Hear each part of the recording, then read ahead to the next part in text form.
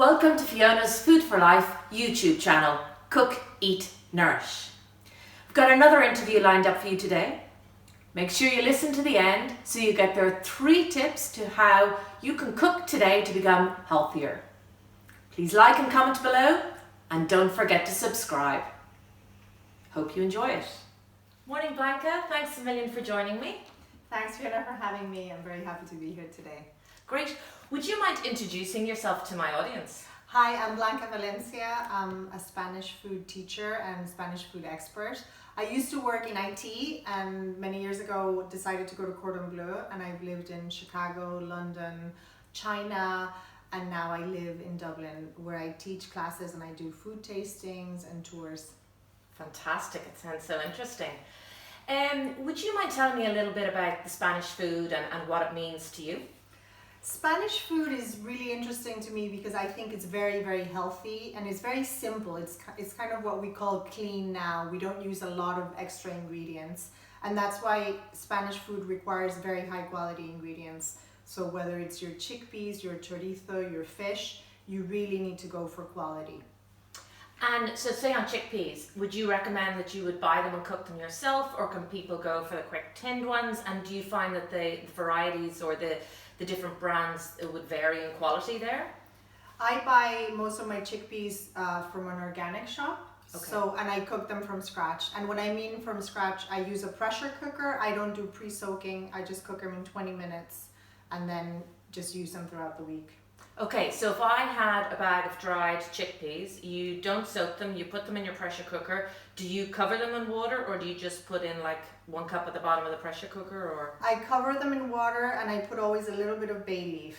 Okay. That's very Spanish, very Italian, and it helps with digestion of the chickpeas. Great. Okay, and then you would, for people who have, say, the electric pressure cookers, you would put it on high for 20 minutes? Yeah. And then do you release it straight away so they don't go mushy? Yeah, I release it straight away, and then if it needs additional cooking, I'll cook them a little bit longer. Okay, fantastic. Can you tell me a little bit about the cookery school experience? I'm quite interested to see how it differs in different countries and, you know, things like that. I've always loved cooking schools, especially amateur ones. And my experience has been starting in Madrid with Alambique, which is a very gastronomic, very cultured cooking school. But I've also taught in schools in Chicago where it was more about the techniques. I think cooking schools are just such a wonderful environment, and there's so many passionate teachers out there that really know their recipes and what they're trying to teach to you. So what I've learned basically in Spain is that culture is very important, and probably in America I've learned that techniques are very important, you know. So It's a combination of both. And what would be your favorite techniques to... Knife skills. Okay. I think that most of us, when we come into the food world, I think that's where our technique is kind of lacking. And I think knife skills are a great class, learning about knives, doing chopping, and I don't know, I recently did a class with somebody who knew a lot about knives, and it was fascinating, the world of knives. Okay, fantastic. And if somebody was looking for a cookery school, they wanted to go maybe improve their skills or, you know, gain some more inspiration, etc., what advice would you give them to find the best school for them? I think when you're choosing a school and an instructor, I think the main thing that I always recommend is that the instructor has developed the recipes. It's you can tell straight away when an instructor hasn't developed the recipes. And if you're doing it, you know, professionally, like you're going to Cordon Bleu or Bali, I think it's different. But if you're doing it as an amateur in your spare time, do find someone who's passionate. I've had teachers before I went to Cordon Bleu that really opened my eyes to so many different techniques and food ingredients. So that's the main thing I would recommend, that the teacher has developed the recipes. Okay, and you run some cookery classes yourself. Yeah. What type of cookery classes do you run?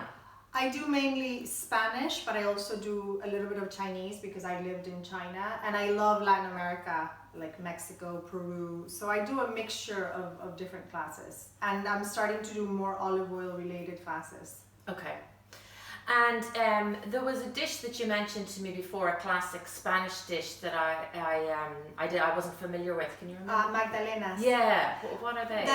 That's basically the traditional breakfast, like a muffin that we have in Spain. Okay. That's made with extra virgin olive oil. And Okay. it's really, the texture that oil gives to baked goods is just very moist. So it's a delicious breakfast item that's, you know, relatively healthy for children and for the family. And what else goes into it then? It's normally sugar, eggs, olive oil, and sugar. Okay. So it's very Flour. simple. Is it It's flour? just and flour, Flour, yeah. And then the big difference in baking is that in Spain we use extra virgin olive oil. Okay. So that was one of the things I know we're going to talk about it. So let's talk about it now. Do you want to tell me a little bit about the extra virgin olive oil compared to the olive oil and what we should use for cooking different things? The big difference between extra virgin olive oil and olive oil is that extra virgin is a natural product. So a producer that I really like made the comparison that extra virgin olive oil is orange juice and olive oil is like orange Fanta. It's a refined product. So I don't buy olive oil, I always buy extra virgin olive oil. But I have two types of extra virgin olive oil. The early harvest, which is more expensive and has less yield, that I use for garnishing. And then I have the common extra virgin, that is a late harvest that I use for cooking, for frying. And you know, I tend to reuse that olive oil if I'm frying. Okay. And how many times would you use it if you're frying? Probably 2 or 3 times. Okay. And so, say for consumers out there, sometimes I find the extra virgin olive oil can be really expensive. Mm-hmm. So what should they look out for on the labeling, or is there any lower priced olive oil, that extra virgin oil that they could use? So I always go for glass bottle. Bottle. And then for the cooking extra virgin olive oil, I think it doesn't really matter as much. You could buy something that's, you know, Spanish or Italian or Greek. I don't like the ones that are mixed from all over the EU. I prefer, okay.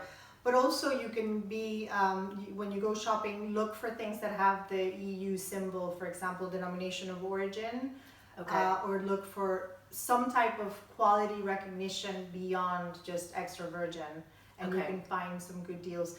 But when you're cooking when you're frying with olive oil, you know, especially if you're making a potato omelette like tortilla, you can reuse the oil, so it's not as expensive as people think. We don't throw the oil away. We filter it and we reuse it.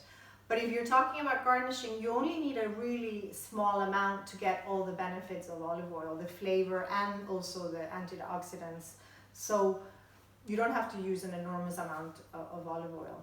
Okay, and so when I had trained either in my degree or in the cookery school, I was told about the smoke point of the extra virgin olive oil. So I would then pass that on in my cookery demos, that I tend to use the extra virgin olive oil when I'm doing a salad, and then I would use the refined olive oil when I'm cooking. Do you want to tell me a little bit about the background of that and because I understand you're studying for a qualification in olive oil? Yeah, I'm doing the higher levels of olive oil sommelier in Madrid, finishing them up in next month. Yeah. And basically what happened with olive oil was that when it got a lot of competition from refined seed olive oils, they published a list of the smoke points, and olive oil had a lower smoke point. But what people didn't take into account, and this was obviously done on purpose, was that no one is cooking at 220 degrees. So the smoke point of olive oil is around 220, but people are cooking at a much lower temperature, around 180. So it's basically doesn't make that chart was interpreted wrong. But if you look at any country in the Mediterranean basin, we all cook with extra virgin olive oil, and we've been doing it for millennia. So I think this is a perception that happens in Northern Europe about olive oil.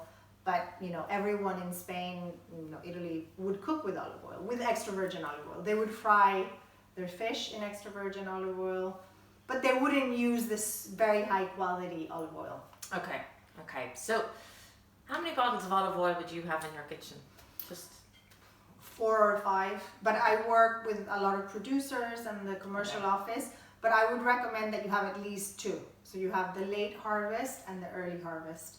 And another very important thing about olive oil is that the new season is now. So now, from now on, is a really good time to buy olive oil. So from November onwards is the good time. Okay, great. Fascinating. Can you maybe give 3 tips that my audience could use at the moment from your experience to live a healthier lifestyle and cook from scratch? One thing is cook pulses every week. So choose a pulse like chickpeas, beans, and develop recipes. Have it in your fridge or your freezer and develop recipes around that.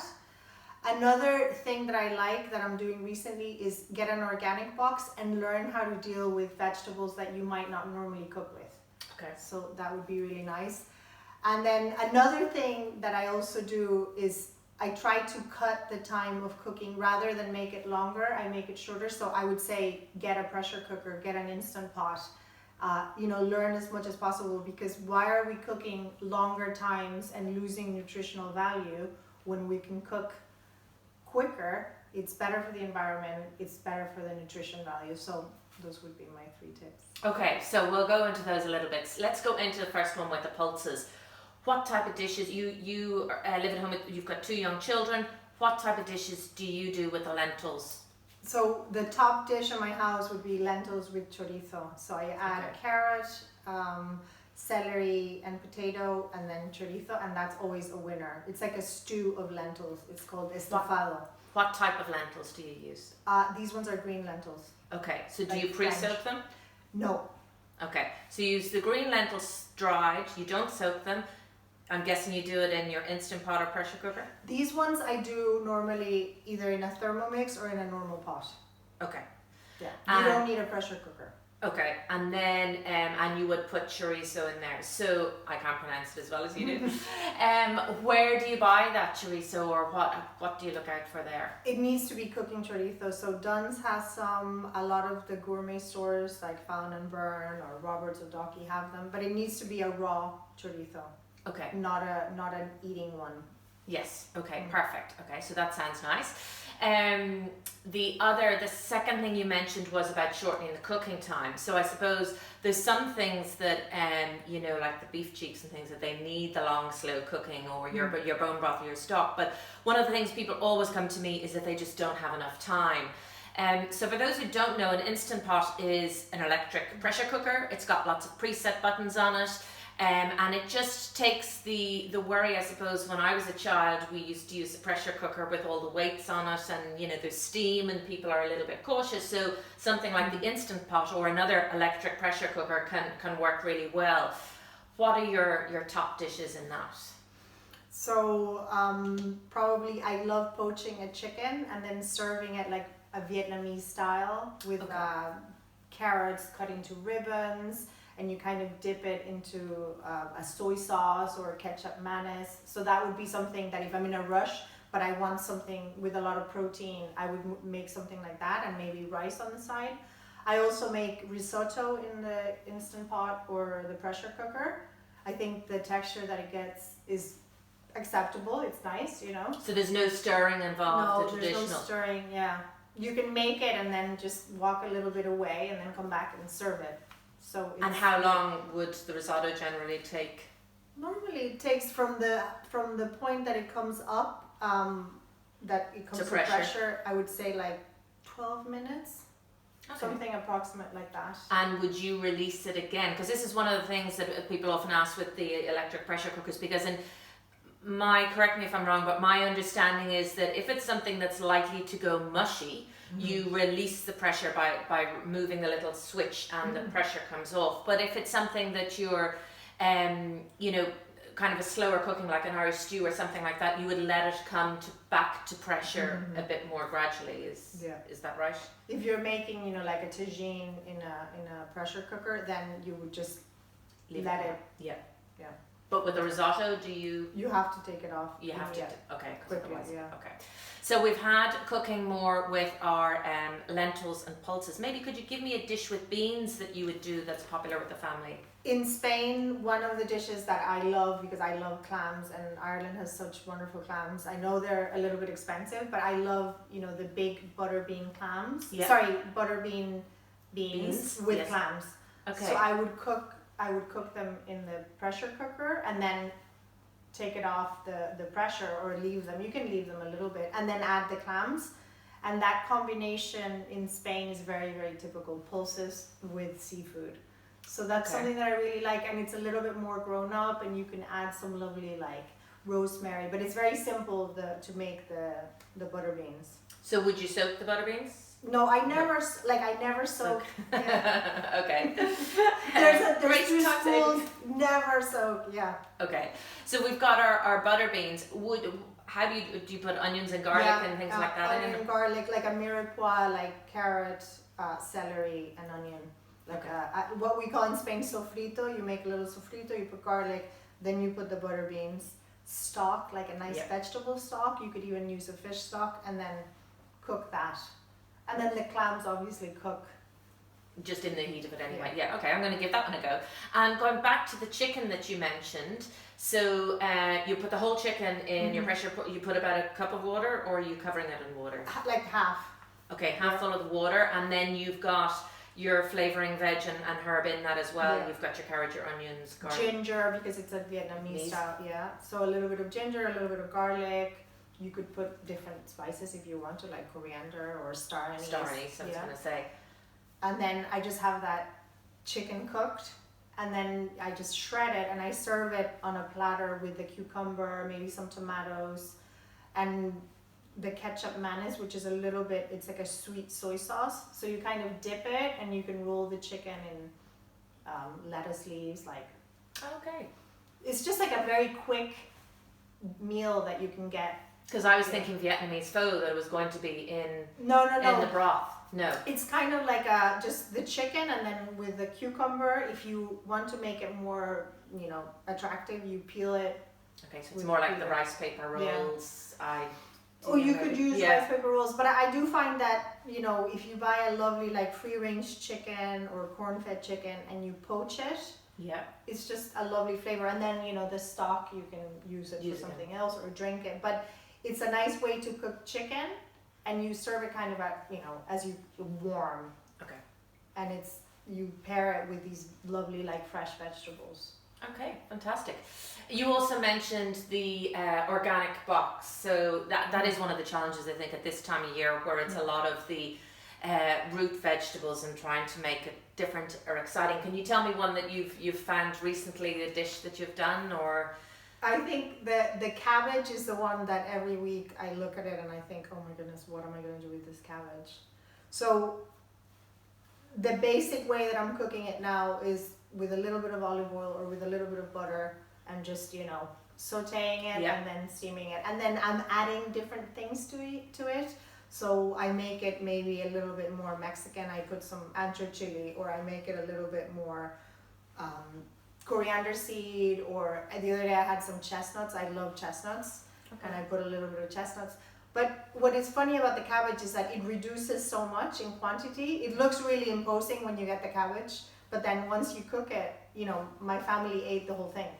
Okay. But I let it it's still a little bit, these are Savoy cabbages. Yeah. I leave it a little bit crispy, but now I'm not as intimidated. But I have to say the first weeks, I didn't really know what to do with them.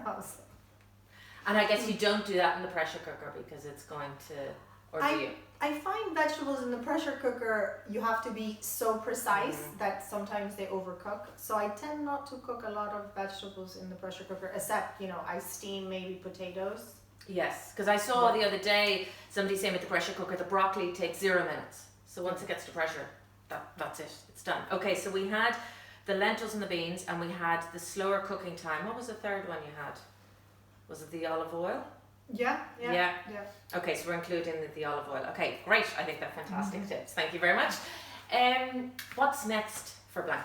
What have you got planned? Well, I love experiences, and this is one thing about the cooking schools, like what cooking schools offer an experience that you go and it's a memorable experience, either because the place was amazing or the teacher really gave you amazing tips or knowledge. So I love doing food events, so working on doing a food club where you join and you have access to all these different events that could either be meeting an artisan producer or going to a restaurant or meeting, you know, a chef. But also you have the opportunity to meet like-minded people, because, you know, you could go to a lovely event or to a restaurant, but you're not going to meet anybody that is maybe similar to you. So it gives you the opportunity to meet other people who love food and wine and food culture, and also the ability to meet all these amazing producers or foragers. Ireland has so many different people working in the food industry, and sometimes it's not that easy to organize an event because you might not have friends that want to join you in a foraging or mushroom hunt. So if you join this club, you would have the access to this, or the access to meet a fabulous wine importer or a food importer, because you would have a critical mass to do the event. So that's what I'm working on, and I'm looking for like different partners to do it with. But Great. I will continue with the Spanish, you know, olive oil and, you know, the promotion of Spanish food and different things like that. Great, because where we first met was at the Irish Times Club, and since then I've had the kids all making tortillas, and I'm learning all about the olive oils, and you came to one of my fermentation demos. Yeah, it was fabulous, yeah. So yeah, it's been great. So my next question I have for everyone is, what would you choose as your last meal?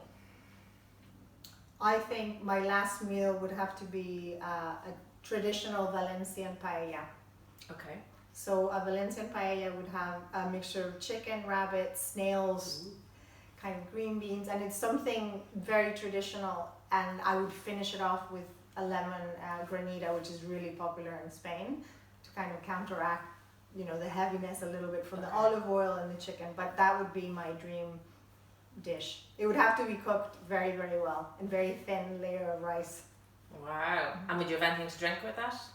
Maybe a little bit of wine or beer, like Okay. a light lager, yeah. Okay, fantastic. Sounds lovely. Now, would you mind telling our audience where they can actually get in touch with you if they'd like to know about more about you and Spanish cooking? I have a website, it's www.blancavalencia.com, and that's Blanca, B-L-A-N-C-A, Valencia, V-A-L-E-N-C-I-A. Great, fantastic. Thank you very much. Thank you. Thanks, Fiona, for having me. Great. Thank you. Thanks for watching today's video with Blanca. Such fascinating information about Spanish food and olive oils. I hope you enjoyed it. Please like and comment below. And why not check out my other videos, like my own dal, so we can get lots of lentils into our diet. Or the recent video I did with Dr. Ciara Kelly, public health doctor. Thanks a million. See you soon.